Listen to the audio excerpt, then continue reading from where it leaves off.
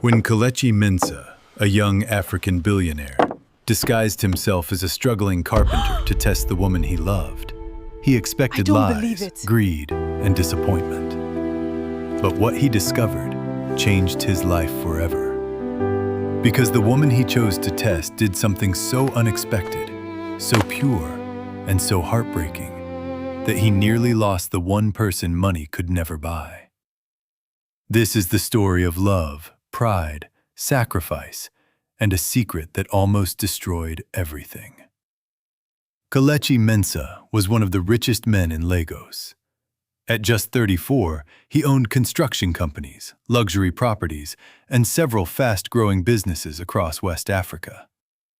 People admired his success, but behind the expensive suits and polished smile was a man carrying a wound he never talked about. Years earlier, Kelechi had fallen deeply in love with a woman who claimed she loved him for who he was. But the moment his company hit a financial crisis, she disappeared and got engaged to another wealthy man. That betrayal hardened him.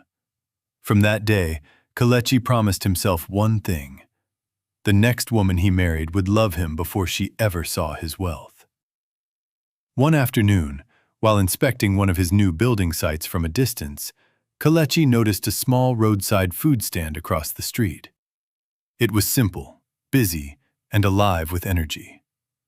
Workers lined up for hot rice, stew, beans, and fried plantain. And behind the counter was a young woman named Amara. Amara was not dressed in expensive clothes. She wore a plain apron, tied her hair neatly, and moved quickly as she served customers with patience and warmth. Even when customers complained, she answered gently. Even when the day was hot and exhausting, she still smiled. Something about her caught Kelechi's attention. Not just her beauty, but her calm spirit. The next day he returned, but this time he did not come as Kelechi Mensah, the billionaire CEO. He came in dusty clothes, worn-out boots, and a faded shirt. To everyone there, he was just another struggling carpenter looking for an affordable meal. Amara greeted him kindly. "Welcome, brother. What would you like to eat?" Kelechi looked at her and said softly, "Anything cheap that can keep me working till evening." Instead of laughing at him or ignoring him, Amara gave him a generous plate and charged him less than the others. When he protested, she simply smiled and said, "You look like you've had a long day. Eat first. You can thank me later." That was the beginning. From that day on, Kelechi visited the food stand almost every afternoon. He learned that Amara lived with her younger brother, whom she was training through school after their parents died. He learned that she had once dreamed of becoming a nurse, but life forced her to sacrifice her education so her brother could have a future. But the more he learned about her, the more guilty he felt about his lie. Still, he continued the test. A few weeks later, their friendship deepened. They began taking short evening walks after work. Kelechi kept his story simple. He told Amara he was a carpenter struggling to survive, taking small jobs wherever he could find them. Amara never mocked his job. She never asked him why he didn't own a car. She never compared him to richer men. Instead, she respected how hard he worked. One evening, while they sat outside her house under the soft orange glow of sunset, Amara asked him, "Kelechi, if life ever becomes better for you, what is the first thing you would do?" Kelechi paused.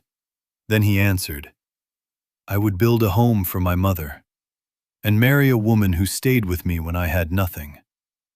Amara laughed softly and said, "Then I hope that woman knows how lucky she is." Kelechi's heart skipped. Soon, their bond turned into love. But love born from secrecy is always standing on weak ground. One rainy morning, Kelechi arrived at the food stand and noticed Amara looked troubled. Her smile was gone. Her hands trembled slightly as she packed food for customers. When he asked what was wrong, she hesitated. Then she admitted that her younger brother had been sent home from school because his fees were overdue. She needed money urgently, but business had been bad for weeks. Kelechi wanted to solve her problem immediately. He could have paid the fees 10 times over without noticing the money was gone. But doing that would expose the truth too soon. So instead, he reached into his pocket and brought out the little cash he had kept for the role he was playing. It wasn't much. "I'm sorry," he said. "This is all I have for now." Amara looked at the money, then looked back at him with tears in her eyes. But not tears of disappointment, tears of gratitude. "You gave me what you have," she whispered. "That means more to me than if someone gave me money they wouldn't even miss." That moment hit Kelechi harder than anything.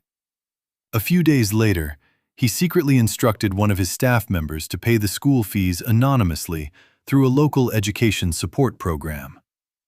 Amara never knew it was him. She believed a miracle had happened. Then came the event that changed everything. Amara's food stand was chosen to provide catering for a major business networking banquet at one of the most luxurious hotels in Lagos. It was the biggest opportunity she had ever received. If all went well, her small business could finally grow. She was nervous, but excited. For 2 days, she barely slept as she prepared food, arranged supplies, and trained her helpers. Kelechi knew about the event. In fact, his company was sponsoring it. He thought about telling her the truth before the banquet. Again and again, he tried. But fear stopped him. He feared that once Amara discovered who he really was, she would never forgive the deception. So he said nothing. On the evening of the event, the grand ballroom shimmered with chandeliers, polished floors, and elegantly dressed guests. Amara and her team moved from table to table, serving meals and drinks. Then the master of ceremonies stepped onto the stage and announced the keynote speaker. "Please welcome one of Africa's most celebrated business leaders, the CEO of Mensah Urban Group, Mr. Kelechi Mensah." Amara froze. The tray in her hand shook. Slowly, she turned toward the stage, and there he was. Not in dusty clothes, not in worn-out boots, but in a perfectly tailored black suit, standing confidently before a crowd of powerful people. The room burst into applause. But Amara heard nothing. Her mind raced back through every conversation, every smile, every promise, every moment she had defended him when others looked down on his poverty. It had all been built on a lie. The tray slipped from her hands and crashed onto the floor. Heads turned. Kelechi looked up from the stage and saw her. Their eyes met. And in that single moment, he knew he had made the biggest mistake of his life. Amara ran out of the ballroom in tears. Kelechi ended his speech early and rushed after her. But by the time he got outside, she was gone. That night, he called her again and again. No answer. The next morning, he went to her food stand. Closed. He returned the day after that. Still closed. For the first time in years, all his money felt useless. A week later, Kelechi finally found her at a small church compound where she had gone to help distribute food to struggling families. When she saw him, her face hardened. "You should leave," she said. "Amara, please listen to me." She shook her head. "No. You listen. I loved a man I thought I knew. I defended him. I respected him. I trusted him. But that man never existed." Kelechi stood there in silence. Then he said the words he had never said to anyone before. I was afraid. Amara looked at him coldly. Afraid of what? That I would want your money? Kelechi swallowed hard. Yes, and afraid that if I showed you who I really was, I would never know if your love was real. Amara's eyes filled with tears again, but this time they were mixed with anger. So you tested me? He lowered his head. Yes. And while you were testing me, she said, voice breaking, I was loving you honestly. Those words cut deeper than any insult could. Kelechi apologized again and again. He told her everything, his past betrayal, his fear, his weakness, and his regret. He admitted that in trying to protect his heart, he had wounded hers. For a long moment, Amara said nothing. Then she spoke softly. Do you know why this hurts so much? Because I would have stayed. Even if you had told me the truth from the first day, I would still have loved the man who spoke kindly, who listened to me, and who cared. But now, I don't know which version of you is real. Kelechi's eyes filled with tears. This one, he whispered. The broken one standing in front of you. The man who loves you and is ashamed of what he did. Days passed, then weeks. Kelechi did not pressure her. Instead, he changed the only way he could, through patience, honesty, and action. He helped Amara expand her food business, but only after she agreed to it on professional terms. He funded a training scholarship for young women in catering and small business management in her mother's name. He also set up an education fund for her brother, not as charity, but as support with dignity and respect. Most importantly, he stopped hiding. No games, no disguise, no tests.